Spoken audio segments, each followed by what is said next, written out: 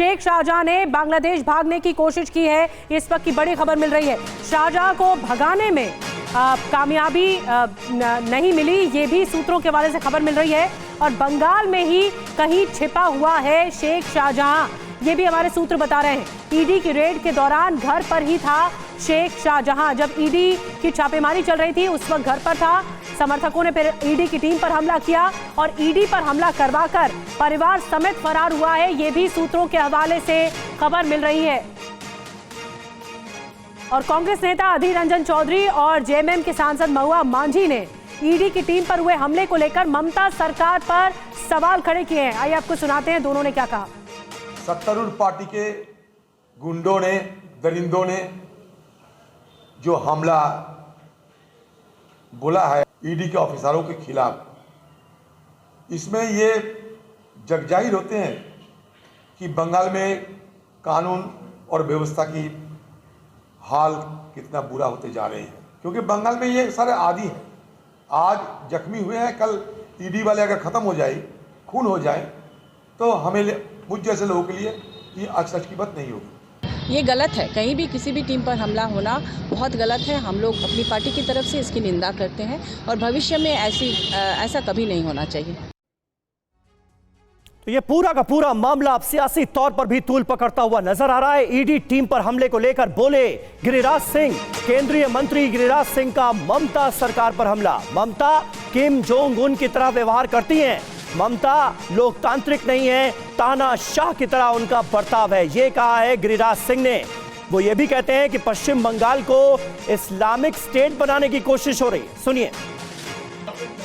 पश्चिम बंगाल में मैं कल भी कहा, आज भी कह रहा हूं कि बंगाल में लोकतंत्र समाप्त हो गया है, बंगाल में संघीय ढांचा समाप्त हो गया है। बंगाल की मुख्यमंत्री लोकतांत्रिक नहीं होकर के वो डिक्टेटर की भूमिका में है और अपने को समझती है कि ये भारत से कटा हुआ है। ये किम जोंग की तरह ट्रीट करती है, कोरिया के प्रेसिडेंट की तरह। देश में लोकतंत्र को बचाना है तो ममता बनर्जी की सरकार को खत्म करना पड़ेगा, जनता को, नहीं तो वहां एक तो इस्लामिक स्टेट बनाने पर लगी हुई है ममता और दूसरा वहां लोकतंत्र समाप्त है। तो बीजेपी लगातार सवाल उठा रही है। गिरिराज सिंह को आपने सुना। अवधेश जी, मैं आपके पास आ रही हूं क्योंकि ये एक बहुत मूल सवाल बना हुआ है कि अगर इस पूरे घोटाले की टाइमलाइन देखें तो इसमें ये भी आरोप लगा कि जो मंत्री ज्योतिप्रिय रहे, खाद्य आपूर्ति मंत्री, उनसे नजदीकी थी शेख शाहजहां की और फिर उसके तहत उसकी आड़ में घोटाला किया गया और औने पौने दामों में इस तरह से बड़े स्कैम को अंजाम देने की कोशिश हुई। इसका जवाब क्यों नहीं देती टीएमसी? देखिए, ये केवल घोटाला नहीं है, ये तो आखिर राशन किसको मिलता है? राशन समाज के सबसे गरीब तबके को मिलता है। तो गरीब तबके का हक मारकर ये तृणमूल कांग्रेस के नेता गरीब का हक मारकर अपना घर भर रहे हैं, विदेशों में पैसे ट्रांसफर हो रहे हैं, उसमें फेरा का उल्लंघन हो रहा है। इससे शर्मनाक, इससे दयनीय और इससे अनैतिक अपराध क्या हो सकता है? लेकिन इसमें दूसरी बात है कि केवल ईडी पर हमले नहीं हुए हैं।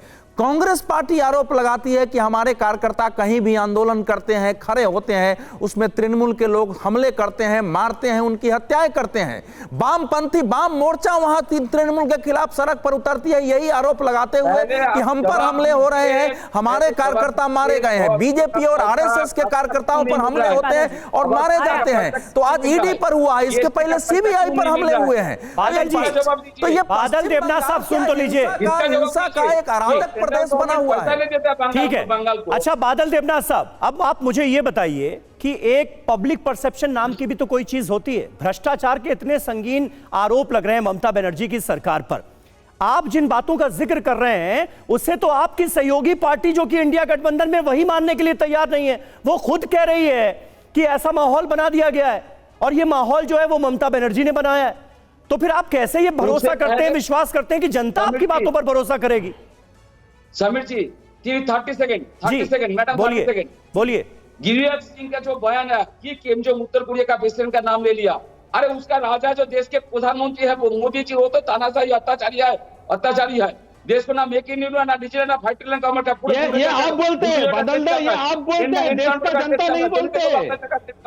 अरे तानाशाही टीएमसी बोलते हैं, देश का एक सेकंड खत्म करने दीजिए, मैं सौरभ जी आऊंगी आपके पास, खत्म करने दीजिए। जी बोलिए। और एक बात सुनो, ये आवास योजना का पैसा नहीं मिलता 2 साल से, 1,15,000 करोड़ का पैसा नहीं मिलता, देश सेंट्रल गवर्नमेंट नहीं देता है, वही सेंट्रल गवर्नमेंट बार-बार यानी सौरभ जी आरोप लगाया जा रहा है कि जो केंद्र की बेरुखी है। ठीक है, मैं आप ही का सवाल बीजेपी से पूछ रही हूँ, मैं आप ही का सवाल, झूठ मत बोलिए मैडम। बादल जी, मैं आपने जो सवाल किया मैं वही जवाब लेने की कोशिश कर रही हूँ। आपने कहा कि केंद्र की जो बेरुखी है वो पश्चिम बंगाल की तरफ सामने आती है। अब सुन तो लीजिए। ठीक है, सब झूठे लोग हैं दिल्ली में, सेंट्रल गवर्नमेंट। ठीक है, आपने कहा, कहते हैं तुम लोग अच्छा कर रहे हो, अब जवाब लेने दीजिए, जवाब लेने दीजिए। सौरभ जी, कहा जा रहा है कि एक तो केंद्र की बेरुखी सामने आ रही है पश्चिम बंगाल को लेकर, कि जो फंड मुहैया कराने की बात होती है ममता बनर्जी समय समय पर बोलती हैं लेकिन वो नहीं कराया जाता, वो नाइंसाफी सामने आ रही है। तो दूसरी तरफ ये भी आरोप लगाया जा रहा है कि विपक्षी नेताओं को टारगेट किया जाता है, झूठे केसेस में फंसाया जा रहा है। देखिए, मैं तो सबसे पहले बादल दा को ये बोलता हूं, ये तानाशाही आप लोग बोलते हैं, पूरा देश उनको दोनों हाथ से आशीर्वाद देता है। दूसरी बात, मैं एक प्रश्न करना चाहता हूं, हमारा बंगाल का नेबरिंग स्टेट है उड़ीसा, उड़ीसा में भी हमारा विरोधी सरकार है। उड़ीसा क्यों नहीं बोलते हैं कि हम लोगों को सेंट्रल का फंड नहीं मिलता है, हम लोग वंचित है? भैया, हमारे state president doctor Sukanta Majumdar ने ऑन कैमरा मीडिया में बोला है कि आप हिसाब दे दीजिए।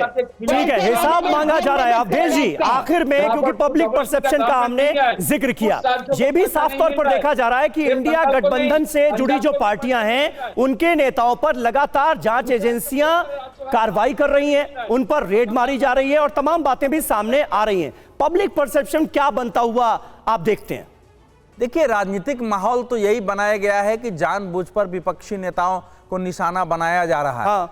लेकिन ईडी ने भी अपने एक प्रेस कॉन्फ्रेंस में पिछले महीने ही बताया था कि हमने जितने मामले दर्ज किए हैं उसमें 2.98%, करीब 3% ही नेताओं के विरुद्ध है। उससे ज्यादा ब्यूरोक्रेट्स, पूर्व ब्यूरोक्रेट्स के विरुद्ध है। करीब 1500 से ज्यादा तो ब्यूरोक्रेट्स, पूर्व ब्यूरोक्रेट्स फंसे हैं।